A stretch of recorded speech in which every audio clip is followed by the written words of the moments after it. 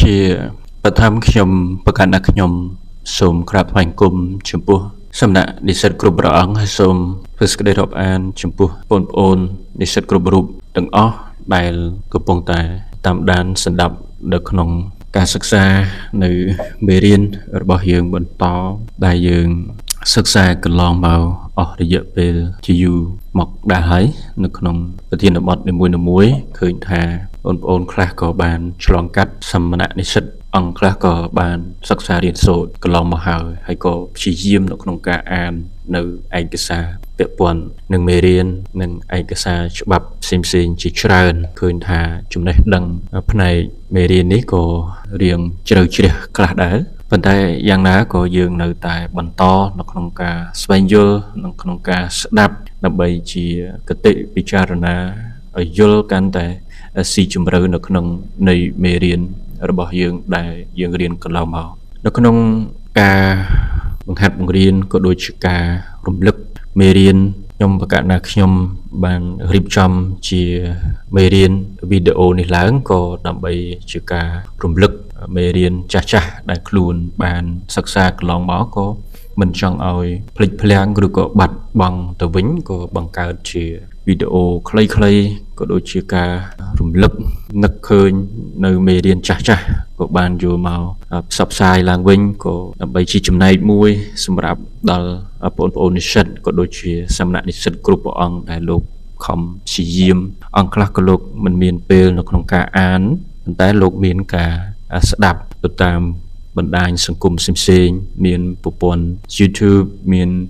ប្រព័ន្ធ Facebook ជាដើមហើយនឹង TikTok អីជាដើមក៏ជាផ្នែកមួយធ្វើឲ្យការចងចាំឬក៏ការយល់ឲ្យកាន់តែច្បាស់នៅក្នុងនៃមេរៀននីមួយៗអញ្ចឹងយើងឃើញថាបានសិក្សាកន្លងមកនេះឃើញថាបាន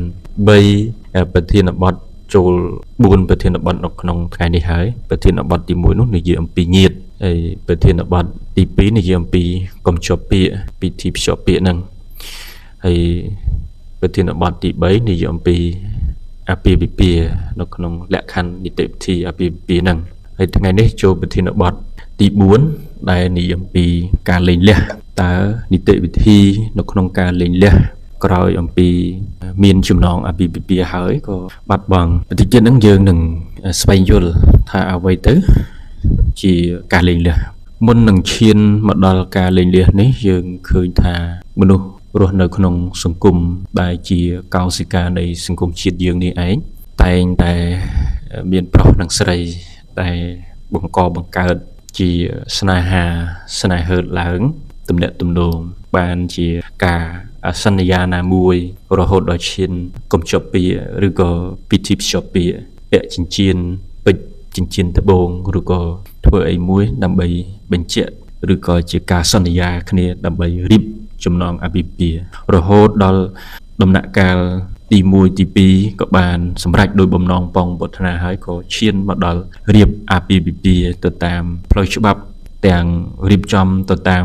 ប្រពៃណីទំនៀមទម្លាប់របស់ដូនតាយើងដែលជាប្រពៃណីដ៏ល្អឥតខ្ចោះនៃប្រទេសកម្ពុជាយើងរហូតដល់ចុងក្រោយយើងឃើញថា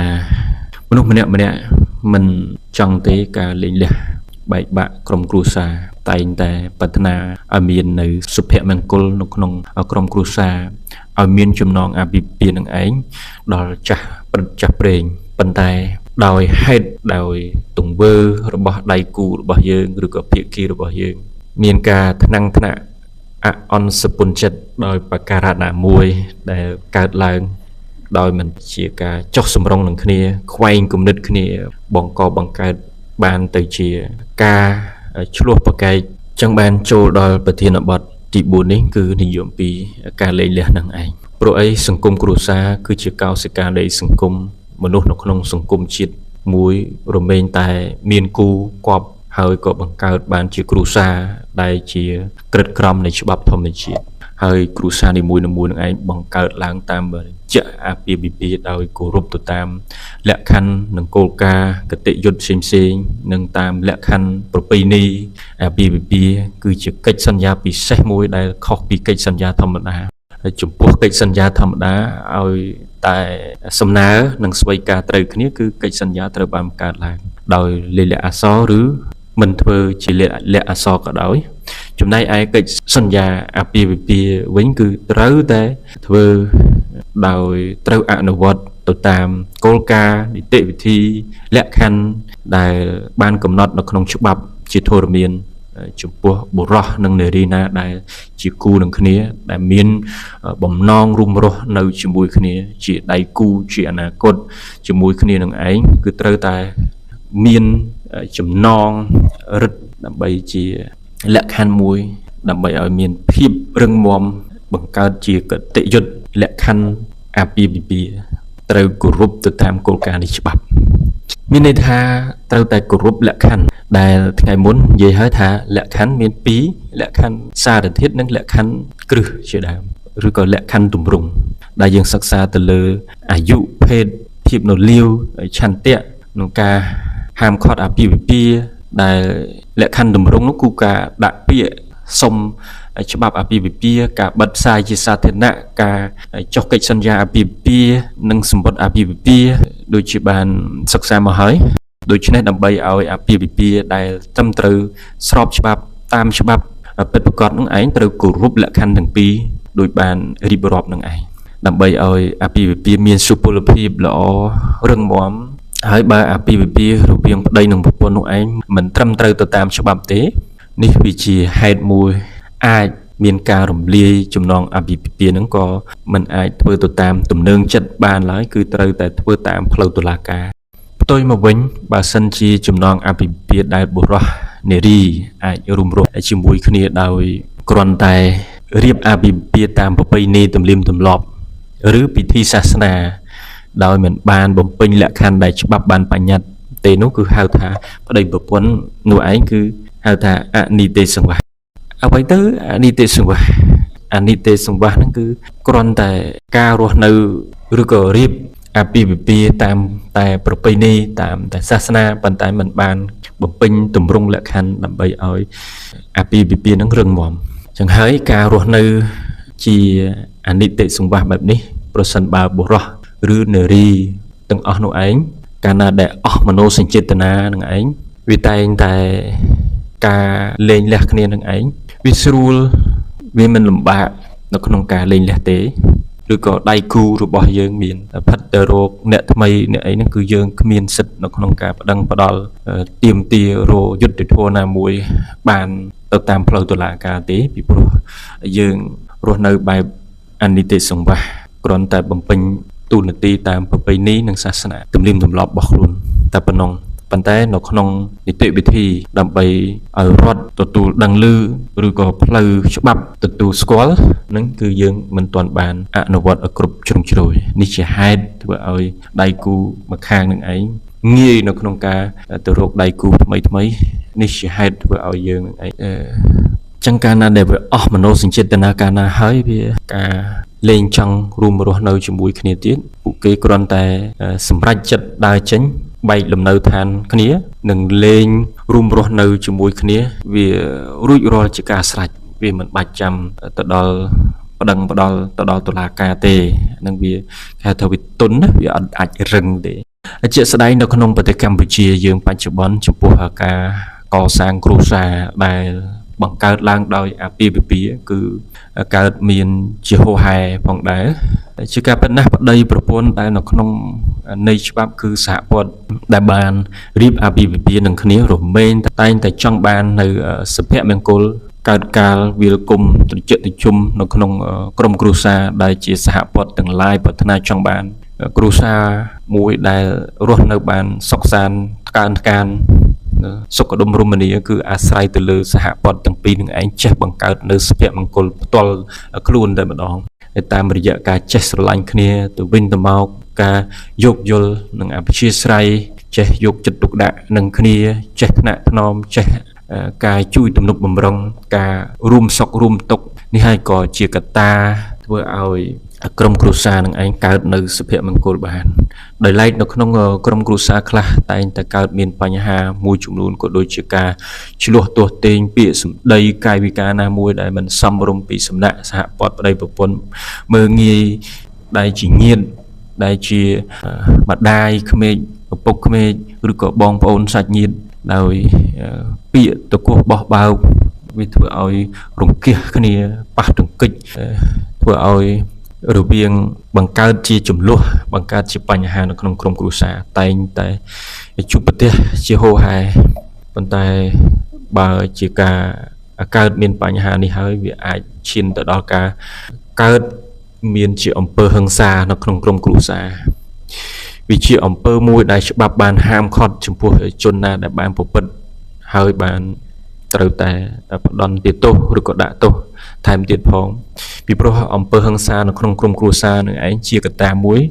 ផ្នែកដែលជំរុញឲ្យកើតមានឡើងនៅការលេងលះនៅក្នុងក្រុមគ្រួសារម្យ៉ាងទៀតចំពោះសកម្មភាពនៃការប្រើអំពើហិង្សាដូចជាការវាយដំដល់ខូខើឬការធ្វើទុកបុកម្នេញឬការធ្វើអំពើណាមួយដែលនាំឲ្យគ្រោះថ្នាក់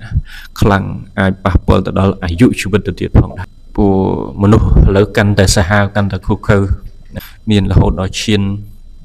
បាញ់សម្លាប់កាប់សម្លាប់ទាំងកូនទាំងប្រពន្ធពេលខ្លះប្រពន្ធចាក់ប្តីសម្លាប់អានឹងវាជាអំពើគ្រោះថ្នាក់ដល់សង្គមជាតិនិងសេចក្តីថ្លៃថ្នូររបស់សង្គមជាតិប៉ះពាល់ទៅលើសហព័ន្ធម្ខាងនៃជនរងគ្រោះដែលជាហេតុធ្វើឲ្យសហព័ន្ធម្ខាងនៃជនរងគ្រោះនឹងឯងទ្រាំលេងបាននឹងឯងនឹងអស់នៅមនោសញ្ចេតនាដែលកើតស្នេហាស្នេហ៍ហឺតពីដំបូងមកក៏វាអស់នៅអ្វីដែលអាចបន្តនៅជាមួយគ្នាបានទៀតទេអញ្ចឹងមានតែត្រូវបញ្ចប់ឈានទៅដល់ការលេងលះនេះតែម្ដងនេះហើយជាមូលហេតុមួយផងដែរវាមានមូលហេតុជាច្រើនទៀតដែលបណ្ដាលឲ្យមានការលេងលះប៉ុន្តែនៅក្នុងការលេងលះនេះគ្រាន់តែជាសមត្ថកិច្ចជានីតិវិធីរបស់តុលាការដែលត្រូវរៀបចំអ្នកដែលមានសិទ្ធិនៅក្នុងការចូលរួមអន្តរាគមន៍ជាសមត្ថកិច្ចរបស់តុលាការនៅក្នុងធ្វើនីតិវិធីប៉ុន្តែទាល់តែមានបណ្ដឹងអំពីភាគីជាសហព័ន្ធណាម្នាក់ដែលដាក់ពាក្យបណ្ដឹងទៅតុលាការដោយមានមូលហេតុគ្រប់គ្រាន់គ្រប់ជ្រុងជ្រោយទៅតុលាការនឹងឯងអាចយកទៅដោះស្រាយយកទៅពិចារណានិងចេញជាសារក្រមនិងសាលដីកាដើម្បីលេងលះទៅបានដើម្បីឲ្យប្រធានបទយើងឲ្យមានកាន់តែយល់ដឹងនៅស៊ីជម្រៅយើងត្រូវយល់ចំណុចខ្លះទីមួយគឺចង់ឲ្យប្រជាពលរដ្ឋយល់ដឹងអំពីច្បាប់ស្តីពីការលេងលះនេះផងដែរមិនមែនតែបងប្អូននិស្សិតឬក៏ព្រះអង្គដែលជាសំណាក់និស្សិតទេនៅពេលដែលពួកគាត់ចាប់កាន់សិភៅច្បាប់អានឬក៏បានស្ដាប់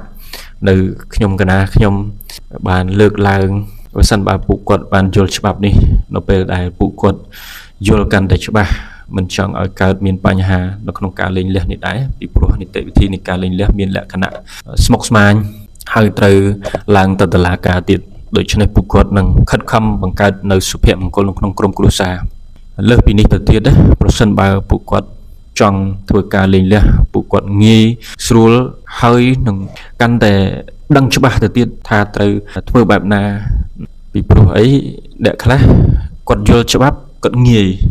ទាំងការលេងលះទាំងការបង្កើតនៅសុភមង្គលគាត់ចេះទាំងអស់នេះការយល់ដឹងផ្នែកនៃច្បាប់វាងាយនៅក្នុងការដោះស្រាយប៉ុន្តែបើសិនជាសារនេះបានដល់ប្រជាពលរដ្ឋគ្រប់រូបឬក៏បានកាន់តែយល់ដឹងកាន់តែស៊ីជម្រៅនៅក្នុងវិស័យច្បាប់ស្រុកទេសរបស់យើងគឺកាន់តែមានការរីកចម្រើនគ្រប់វិស័យទៅចំណែកទី2នោះគឺចង្អុលប្រាប់ចំណុចដែលពាក់ព័ន្ធនៃអាពាហ៍ពិពាហ៍នៅក្នុងដំណើរការនៃការលេងលះឬក៏នៅពេលក្រោយលេងលះហ្នឹងមានផលវិជ្ជមាននិងផលអវិជ្ជមានអ្វីខ្លះជាពិសេសហ្នឹងលើកយកទ្រឹស្ដីគតិយុត្តដែលពាក់ព័ន្ធលេងលះនេះគឺយើងឃើញថាវាមាននីតិវិធីលក្ខខណ្ឌច្រើនមែនទែនសញ្ញាណនៃការលេងលះមាននីតិវិធីនៃការលេងលះដោយការព្រមព្រៀងនីតិវិធីនៃការលេងលះដោយគ្មានការព្រមព្រៀងមានច្រើនមែនទែនយើងដឹងហើយការរៀបអាពាហ៍ពិពាហ៍គឺជាសារៈសំខាន់ខ្លាំងណាស់នៅក្នុងសង្គមកម្ពុជាបច្ចុប្បន្នសពថ្ងៃហ្នឹងគឺអាពាហ៍ពិពាហ៍ត្រូវបានចាត់ទុក ជាកិច្ចសន្យាអស់ឡារឹកមួយដែលធ្វើឡើងដោយគូស្រករ2នាក់រវាងបុរសនិងនារីនឹងឯងមានការបដិញ្ញាថានឹងរួមសមគ្គសង្វាសជាមួយគ្នាទៅតាមបញ្ញត្តិនៃច្បាប់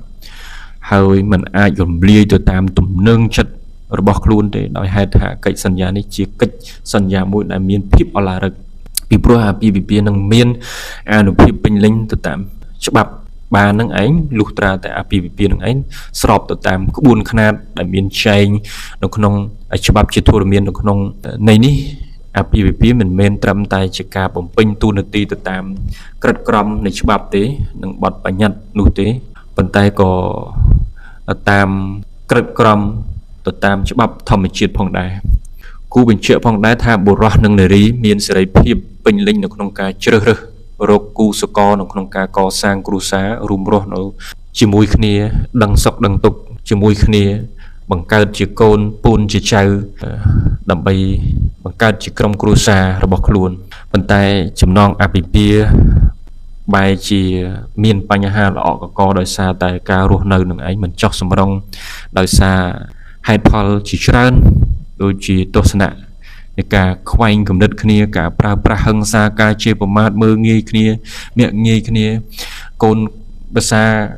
មើលងាយម៉ែក្មេកជេរប្រមាថមើលងាយពាក់ទៀមគ្នាទៅវិញទៅមកនេះជាហេតុមួយធ្វើឲ្យ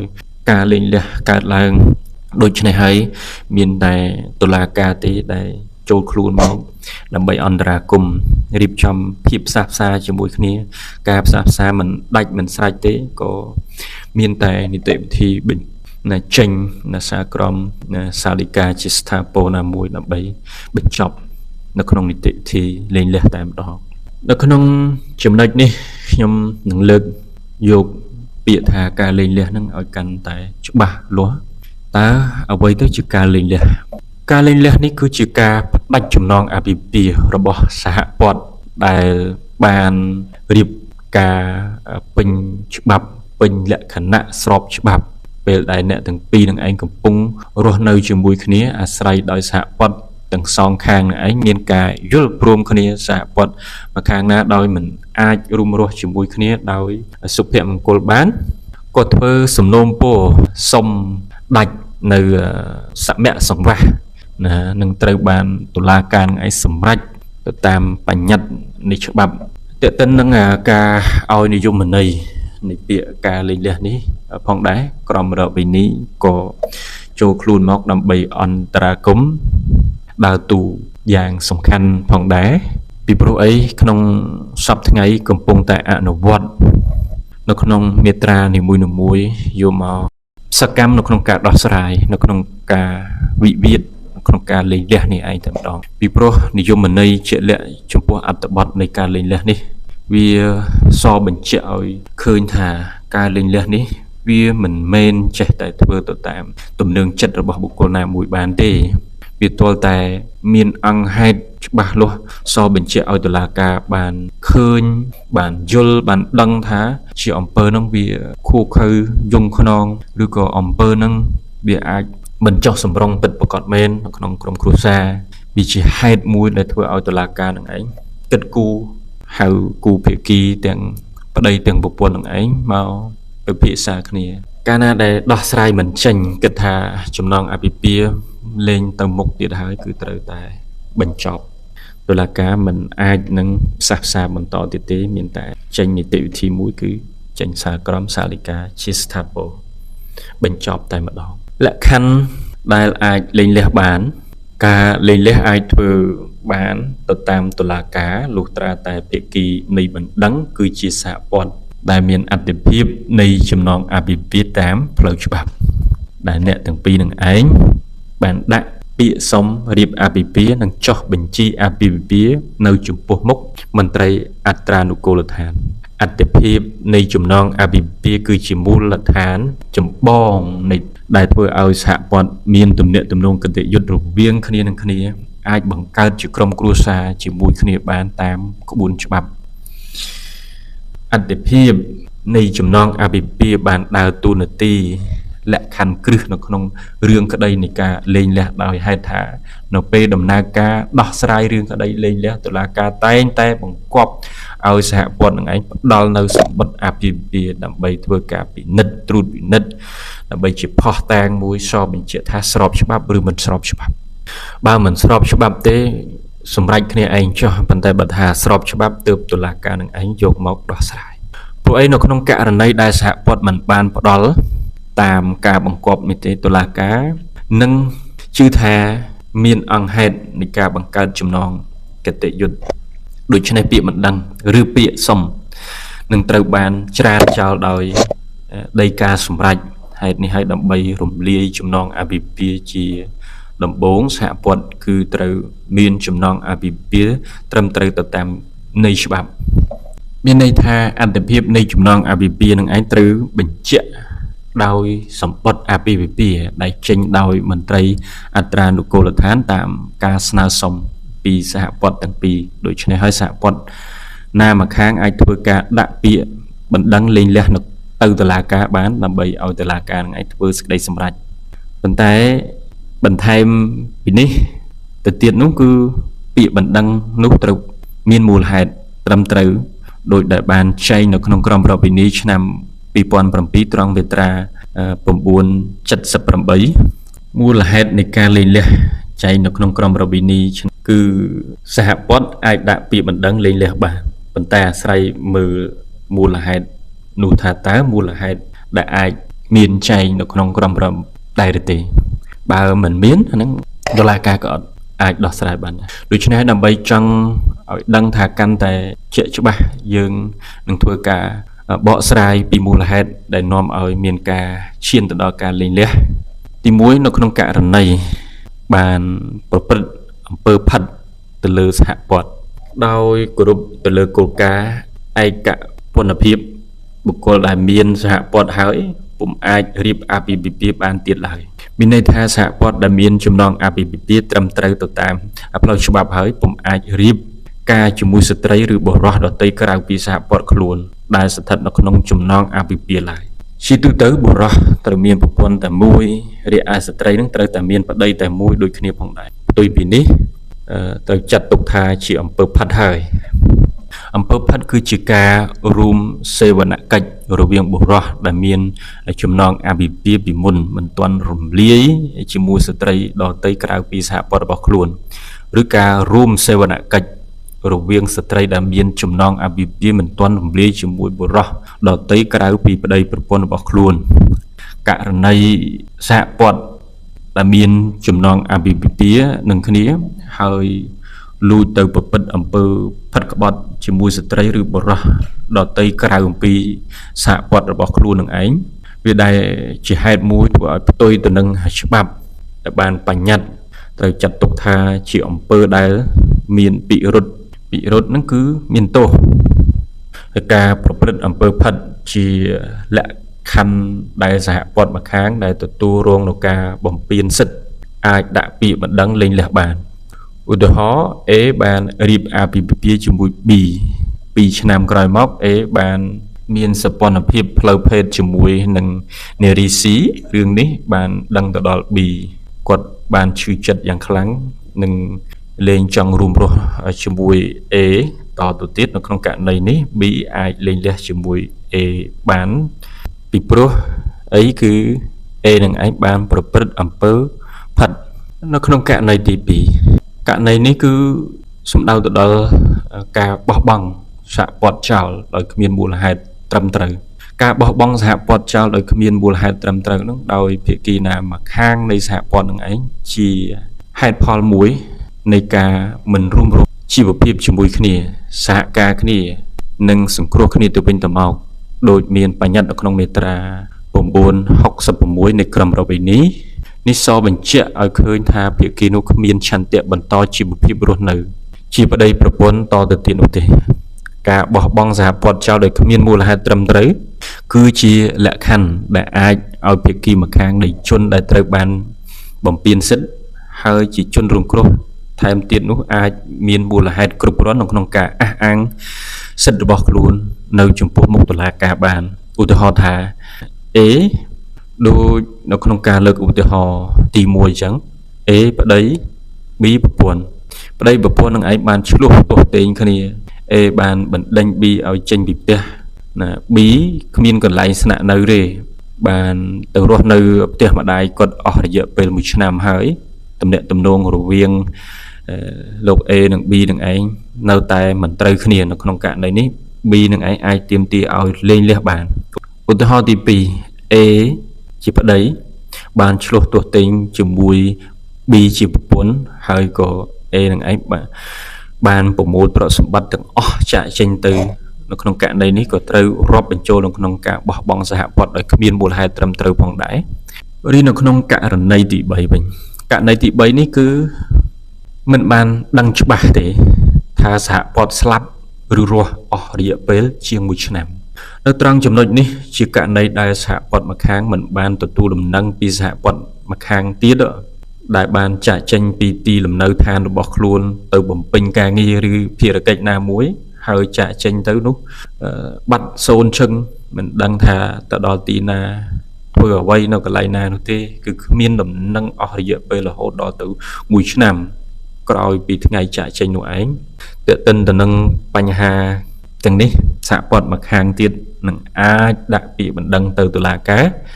ដើម្បីលែងលះដោយបញ្ជាក់អំពីអំឡុងពេលដែលសហព័ន្ធម្ខាងទៀតនឹងឯងបានចាក់ចេញហើយបាត់ដំណឹងសូនមិនឃើញត្រឡប់មកវិញដល់ពេលបច្ចុប្បន្នដែលនេះជាលក្ខខណ្ឌមួយឆ្លើយតបទៅនឹងការទាមទាររបស់ភាគីម្ខាងនៃជនរងគ្រោះពីព្រោះអំឡុងពេលជាង1ឆ្នាំគិតចាប់ពីថ្ងៃបន្ទាប់ដែលសហព័ន្ធចាក់ចេញហើយមិនបានផ្ដល់ដំណឹងថានៅរស់ឬស្លាប់ឬគិតរាប់ចាប់ពីថ្ងៃដែលសហព័ន្ធនោះឯងចាក់ចេញទៅលើកលែងតែអំឡុងពេលនោះបានចាប់ផ្ដើមពីម៉ោង0ឬម៉ោងរំលងអត្រារហូតដល់ពេលបច្ចុប្បន្នឧទាហរណ៍ថា A ជាប្តីនឹងឯងបានចាក់ចេញពីផ្ទះទៅថ្ងៃទី6ខែមករាឆ្នាំ2025ដោយមិនឃើញត្រឡប់មកវិញអស់រយៈពេលជាង1ឆ្នាំហើយនៅតែមិនឃើញសហព័ន្ធត្រឡប់មកវិញទេនៅក្នុងករណីនេះ B ដែលជាប្រពន្ធនឹងអាចទាមទារលែងលះបានសំណួរសួរថាតើអំឡុងពេលជាង1ឆ្នាំត្រូវគណនាចាប់ពីពេលណាអំឡុងពេលជាង1ឆ្នាំត្រូវគណនាដោយផ្អែកលើមាត្រា331នៃក្រមរដ្ឋវិន័យព្រោះអីបញ្ហាគ្រោះថ្នាក់ដូចជាធ្លាក់យន្តហោះជាដើមហើយគេមិនដឹងថាស្លាប់ឬរស់នៅក្នុងករណីនេះអំឡុងពេលជាង1ឆ្នាំត្រូវបានបកស្រាយថាគិតចាប់ពីថ្ងៃដែលបានគ្រោះថ្នាក់នោះបានកើតឡើងដូច្នេះតុលាការនឹងសម្រេចពីការប្រកាសអំពីការបាត់ខ្លួនតាមរយៈការស្នើសុំរបស់សហព័ន្ធម្ខាងទៀតនៃជនរងគ្រោះនោះឯងដោយគ្រាន់តែបង្ហាញភស្តុតាងដែលអាចបញ្ជាក់អំពីស្ថានភាពនៃការបាត់ដំណឹងពីសហព័ន្ធដោយមិនដឹងថាស្លាប់ឬរស់អស់រយៈពេល1ឆ្នាំនេះគ្រប់គ្រាន់ដើម្បីធ្វើការលែងលះហើយក្នុងករណីទី4វិញករណីនេះគឺសហព័ន្ធបានរស់នៅបែកគ្នាជាបន្តបន្ទាប់អស់រយៈពេល1ឆ្នាំផ្ទុយនឹងគោលការណ៍នៃ APBP យើងដឹងហើយជាគោលការណ៍ជាទូទៅសហព័ន្ធដែលបានរៀប APBP នឹងគ្នាគឺត្រូវតែរួមរស់នៅជាមួយគ្នានៅក្នុងដំបូលផ្ទះតែមួយវាជារឿងចម្លែកទៅវិញទេដែលសហព័ន្ធដែលបានរៀប APBP ហើយមិនរួមរស់នៅជាមួយគ្នានោះប៉ុន្តែក៏មានករណីលើកលែងមួយចំនួនដែលនៅពេលដែលសហព័ន្ធនោះរៀប APBP ហើយត្រូវបង្ខំចិត្តត្រូវតែចាក់ចេញដើម្បីទៅបំពេញការងារណាមួយនៅឆ្ងាយឬក៏ទៅបន្តការសិក្សាឬក៏តម្រូវជីវភាពរស់នៅឬក៏ការងារចាំបាច់ខានពំបាននោះឯងក៏បានទៅបំពេញការងារមានជាមន្ត្រីស្ថានទូតជាដើមប៉ុន្តែសម្រាប់ការរស់នៅបែកគ្នាជាបន្តបន្ទាប់នៅក្នុងចំណុចនេះគឺសំដៅទៅដល់ស្ថានភាពនៃការរស់នៅបែកផ្ទះគ្នាដោយមិនរួមរស់នៅជាមួយគ្នាដូចជាប្តីប្រពន្ធហើយលែងមានសម្ព័ន្ធភាពផ្លូវភេទជាមួយគ្នាដែលផ្ទុយទៅនឹងគោលបំណងអាពាហ៍ពិពាហ៍ដែលចាត់ចូលទៅនឹងករណីនេះជាទូទៅការរស់នៅបែកគ្នាបែបនេះវាត្រូវបន្តជាប់គ្នារហូតនៅក្នុង នៃនេះមិនមែនមិនឲ្យឃ្លាតពីគ្នាមួយជំហាននោះឡើយប៉ុន្តែត្រូវស្ថិតនៅក្នុងអំឡុងពេលឬរយៈពេលមួយសមរម្យដែលសហព័ន្ធទទួលយកបាននិងមិនផ្ទុយទៅនឹងគោលការណ៍អាពាហ៍ពិពាហ៍ឧទាហរណ៍ថាប្តី A ឬក៏ប្រពន្ធ B នឹងឯងបានឆ្លោះទាស់ទែងគ្នា B A នឹងឯងបានចាក់ចេញពីផ្ទះមករស់នៅផ្ទះឪពុកម្ដាយគាត់មួយអាទិត្យត្រឡប់មកផ្ទះម្ដងនៅក្នុងគោលបំណងមើលកូនហើយលែងមានសម្ព័ន្ធភាពផ្លូវភេទជាមួយ B ចាប់ពីពេលនោះមកនៅក្នុងករណីនេះ A និង B នឹងឯងអាចទាមទារនៅក្នុងការលែងលះបាននៅក្នុងករណីមូលហេតុទី5មានករណីផ្សេងទៀតដែលទំនាក់ទំនងអាពាហ៍ពិពាហ៍នឹងឯងត្រូវបែកបាក់ហើយគ្មានសង្ឃឹមថានឹងអាចបដិទានឡើងវិញបានដូចមាននៅក្នុងបញ្ញត្តិចំណុចខ្លះ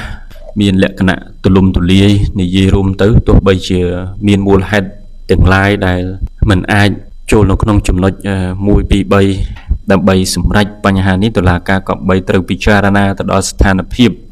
នានាដូចជាសកម្មភាពនិងអាកប្បកិរិយារបស់អ្នកទាំងពីរនៅក្នុងអំឡុងពេលអាពាហ៍ពិពាហ៍ដែរពួកអីការ